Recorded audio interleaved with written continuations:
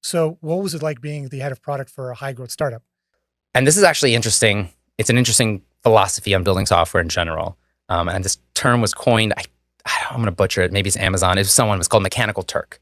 And the idea being that before you invest a lot of time and money and resources to building a software to automate something, do it manually so you can learn what it's like. And so when we first acquired this payroll system, it barely ran payroll. And so we couldn't really sell it. But what we could do is we could kind of use it on our back end to offer a managed service. And so what we did was we kind of went out to a lot of different companies and said, hey, we've got a payroll system, but it's fully managed. It's white glove service. We do it all for you. And it's run by payroll experts, people who've been, know what they're doing.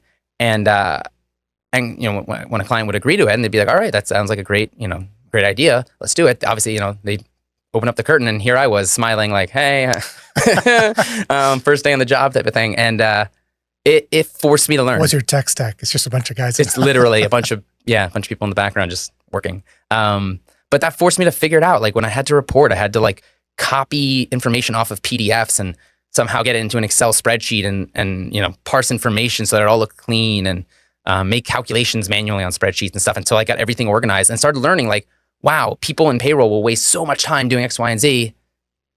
Let's automate that. That makes so much sense to automate. And so it just became to a point where I knew what to build because I was building it for me. And that was the best part of the job. That's why I was the right fit for doing that.